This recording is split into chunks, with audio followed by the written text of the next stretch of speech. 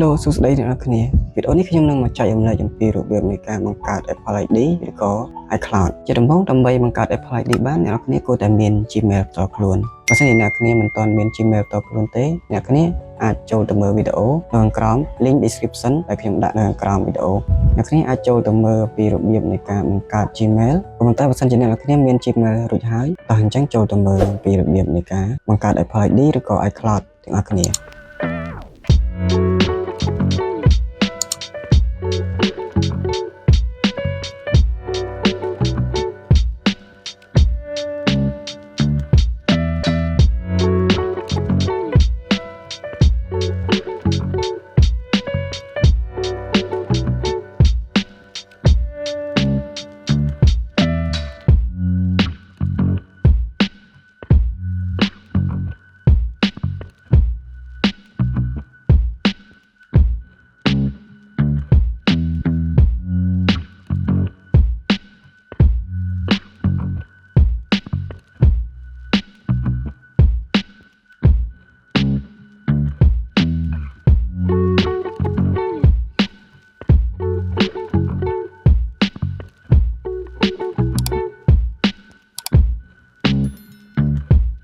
បាទគឺនៅកន្លែងនេះគឺយើងត្រូវដាក់ Gmail ដែលយើងបានបង្កើតបន្ទាប់មកគឺ password ចំពោះ password គឺជាកន្លែងដែលសំខាន់ password នៅកន្លែងនេះគឺយើងត្រូវតែបង្កើតថ្មីវាគឺជា password ដែលគេហៅថា password Apple ID ឬជា password iCloud នៅពេលដែលយើងបង្កើតហើយគួរតែកត់ទុកចំណាំជៀសវាងក្នុងការលិចឬក៏បាត់តែថ្ងៃក្រោយបើសិនជា Apple ID វា set up ឬក៏ login ចូលទៅ iCloud ដោយអូតូខ្លួនឯងបើសិនជាយើងភ្លេច password នោះទូរស័ព្ទយើងនឹងអាចជាប់ iCloud បានក៏ប៉ុន្តែទោះជា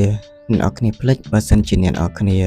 នៅរក្សាទុកឬក៏ login Gmail ចូលទៅក្នុងទូរស័ព្ទដៃតែ Gmail នោះអ្នកនរគ្នាបានដាក់នៅខាងលើយើងក៏អាចមានវិធីដើម្បីដោះ iCloud ខ្លួនឯងឬក៏យើងអាច reset password ថ្មីដើម្បីយកមក sign out ឬក៏ login បន្តទៀតបានដែរកន្លងទាំងពីរនេះគឺយើងត្រូវវាយលេខសម្ងាត់ដូចគ្នាអ្នកនរគ្នាគួរតែកុំប្រើ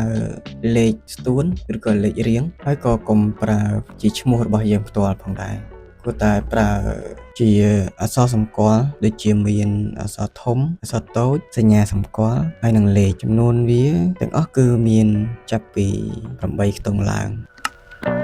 នៅកន្លែងនេះគឺខ្ញុំដាក់ឈ្មោះនិងថ្ងៃខែឆ្នាំកំណើតសម្រាប់ថ្ងៃខែឆ្នាំកំណើតអ្នកនរគ្នាអាចប្រើថ្ងៃខែដែលអ្នកនរគ្នាចង់ប្រើធ្វើយ៉ាងម៉េចឲ្យអាយុលើសពី18ឆ្នាំទៅ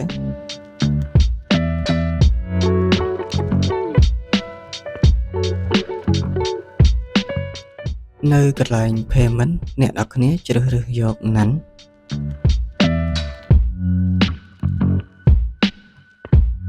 នៅកន្លែងនេះបើសិនជាអ្នកនរគ្នាចង់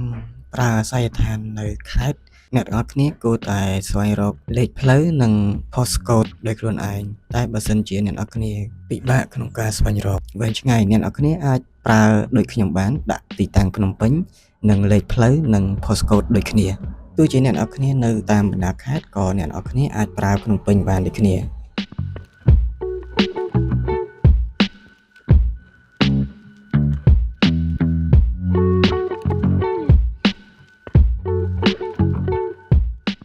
ដើម្បីងាយស្រួលក្នុងការ verify លេខទូរស័ព្ទជាមួយនឹង Apple ID អ្នកនរគ្នាគួរតែប្រើ SIM នោះនៅក្នុងទូរស័ព្ទដៃរបស់អ្នកនរគ្នាដែលកំពុងតែបង្កើត Apple ID នេះផ្ទាល់តែម្ដងនៅក្នុងករណីអ្នកនរគ្នាដាក់លេខទូរស័ព្ទដៃនេះនៅក្នុងទូរស័ព្ទផ្សេងខ្ញុំធ្លាប់ព្យាយាមច្រើនដងហើយក៏ប៉ុន្តែ Apple ID គឺមិនងាយនឹងបង្កើតបានដោយជោគជ័យទេបន្ទាប់មកគឺ verify ជាមួយនឹង Gmail គឺយើងត្រូវចូលទៅក្នុងប្រអប់សាររបស់ Gmail ដើម្បីយកលេខកូដដែល Apple ផ្ញើឲ្យ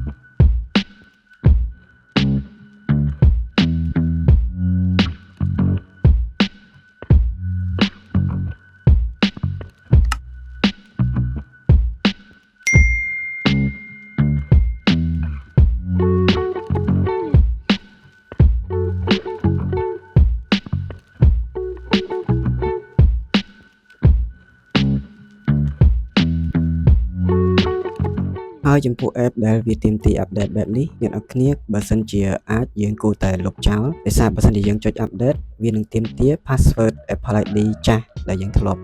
login ពីមុនអញ្ចឹងបើសិនជាយើងចង់ update ក៏ប៉ុន្តែយើងមិនមាន password Apple ID ចាស់គឺយើងដាច់ខាតត្រូវតែលុបវាចោលបន្ទាប់មកចាំយើងចុចដំឡើងម្ដងទៀត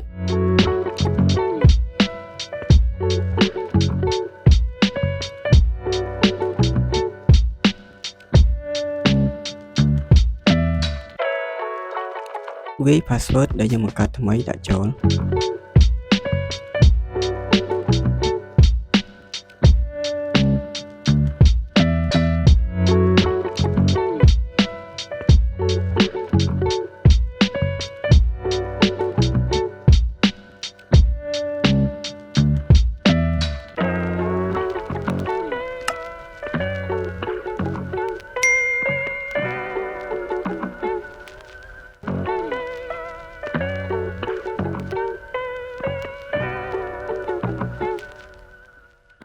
Apple ID របស់យើងបានបង្កើតដោយជោគជ័យហើយនៅក្នុងចំណុចកន្លែងនេះខ្ញុំចង់បញ្ជាក់បន្តិចផងដែរយើងចូលទៅក្នុង setting បន្ទាប់មកយើងមើលទៅលើកន្លែងពាក្យថា iCloud setup បើសិនជាអ្នកនរគ្នាចង់ប្រើ iCloud អ្នកនរគ្នាចុច setup កន្លែង iCloud នេះតមកចុច continue បន្តទៅមុខទៀតអ្នកនរគ្នានឹង sign in ចូលទៅដល់ iCloud ក៏ប៉ុន្តែបើសិនជាអ្នកនរគ្នាមិនចង់ប្រើ iCloud ទេអ្នកនរគ្នាគ្រាន់តែ sign in Apple ID ប្រើធម្មតាទេអ្នកគ្នាមិនបាច់ចុច setup នេះទេវីដេអូនេះដែរក៏មកដល់ទីបញ្ចប់ផងដែរបើសិនជាអ្នកនរគ្នាចូលចិត្តនឹងការចែករំលែករបស់ខ្ញុំសូមចុច like និងចុច subscribe ម្នាក់មួយផងនៅពេលនេះដែរសូមអរគុណសូមជម្រាបលាជួបគ្នាវីដេអូក្រោយ